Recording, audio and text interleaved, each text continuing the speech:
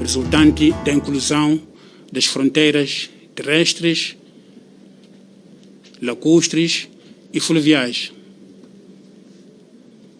Logo ficou integrado. Ficou simples. É nessa perspectiva, no entendimento, pelo menos meu entendimento, e com quem trabalhava, algumas pessoas, o que íamos falando, como nós tínhamos uma prática lá de sempre proceder ou fazer reuniões, onde os técnicos punham as suas ideias, enfim, e partilhávamos isso. E entendíamos que simples era precisamente isto. É verdade que esta inclusão de mais meios exigia um novo dispositivo, ou seja, uma nova distribuição desses meios. Porque também nós tínhamos que assegurar a fonte de financiamento, ou seja, o pagamento desses meios. Então tínhamos que preconizar um sistema que pudesse proteger as infraestruturas e todos os outros utentes do canal, por exemplo. Então, na sua ótica, quem determinou ou impulsionou a alteração do contrato inicial foi o Comando Conjunto? Foi o Comando Conjunto. Foi o Comando Conjunto, sim.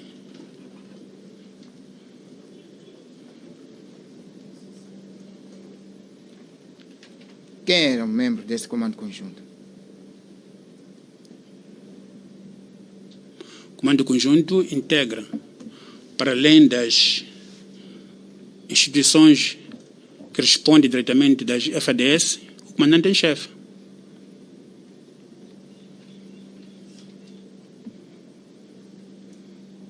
Normalmente, quando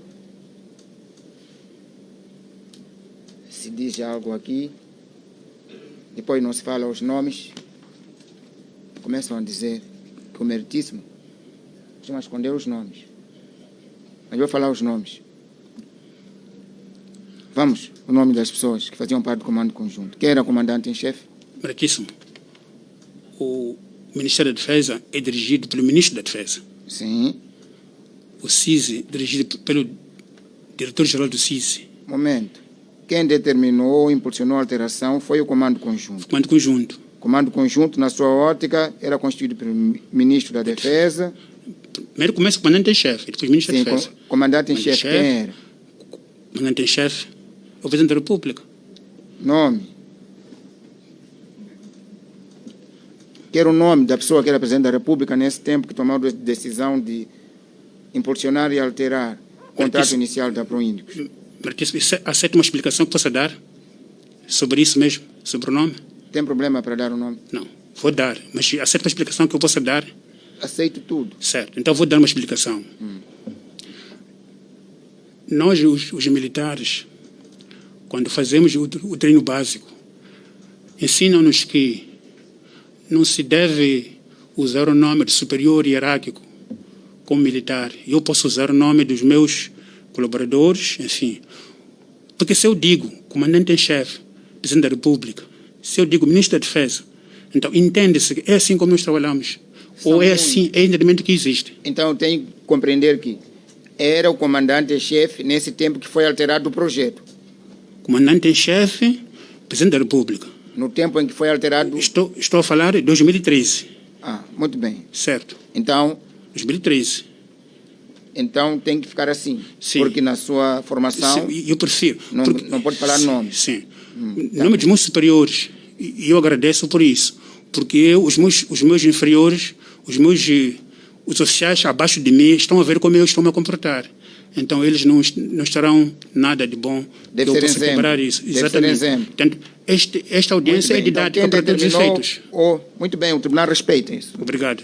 Quem determinou ou impulsionou a alteração foi o Comando Conjunto. Certo. Não é? Sim, meritíssimo. Neste tempo da alteração. Sim. Muito bem. Basta falar, já dá para ver. Sim. Comando Conjunto, em 2013. Sim. Quem presidia era o presidente Armando Emílio Guebuza, ministro da Defesa, o presidente Nhus, ministro do Interior era o senhor Alberto Mondlane. Ponto. Não foi o senhor que disse, foi o tribunal. Isso confirmo. Eu agradeço muito. Muito bem. Eu agradeço bastante. Obrigado.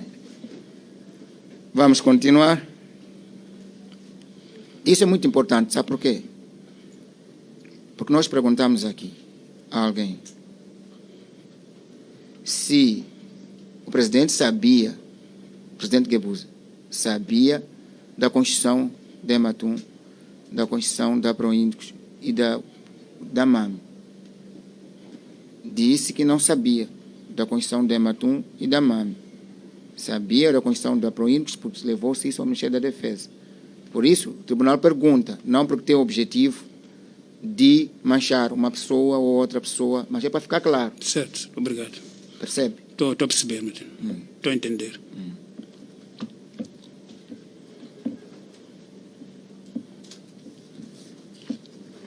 E então, consta dos autos que Então, essas alterações e essas alterações todas que andou a invocar aqui, foram discutidas onde? Foi o comando conjunto.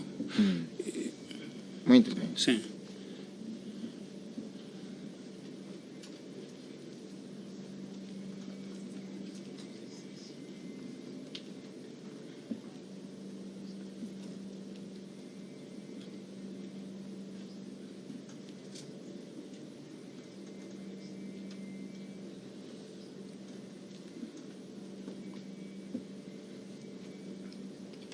Então, consta dos autos que a Proíndicos tinha a vertente militar, que era garantir a defesa da soberania, não é? Garantir a proteção da zona econômica exclusiva, como é função do Estado, mas também tinha uma componente de natureza comercial.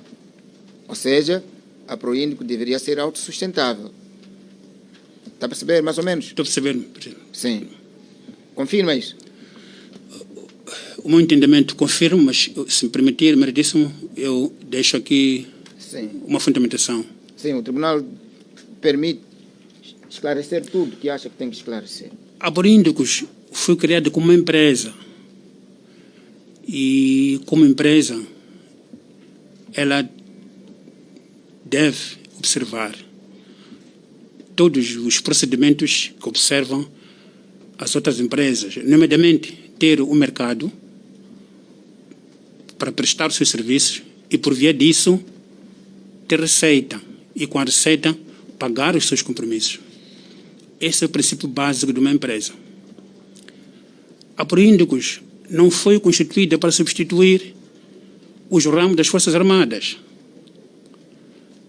Continuamos a ter a Marinha de Guerra de Moçambique, que é responsável pela Marinha deste país, assim como o Exército, outro ramo, e a Força Aérea também. A Proíndicos é uma empresa de segurança para trazer um complemento ao sistema de defesa do país, mas nunca ver a Proíndicos como ela em si uma solução para defender o país. Não. É por isso mesmo que naquela solução integrada que nós dissemos, prevíamos, por exemplo, que no caso de uma irregularidade nas fronteiras, por exemplo, estamos a constatar que está a haver entrada de pessoas estranhas. O que nós tínhamos que fazer era reportar, por exemplo, a Guarda Fronteira. É esta integração de que nós falamos. Ter a informação e partilhar com os outros atores da defesa e proceder-se à proteção do país. Por isso que a concentração da Proíndicos devia ser proteger as infraestruturas no mar para poder ter receita e viver como empresa. Este é o entendimento que eu tive e prevalece esse entendimento. Então, porque senão não será empresa. A atividade da Proíndicos era proteger infraestruturas no mar. No mar, por um lado, depois, e até posso enumerar aqui. Sim. Assim, os que eu tenho aqui, Sim. posso Faz favor. chamar aqui. Bom, primeiro, proteger infraestruturas no mar. Estou a falar basicamente na altura, essa outra empresa que existia. Proteger, enfim, por exemplo, sim. Instalações da sim, N. sim, e outras que houvesse. Anadarko também. Sim, e outras que houvesse ali. Proteger os barcos em trânsito, os que usam o nosso canal. Proteger os barcos mercantes, os de carga que trazem vão para os portos. Estás a me...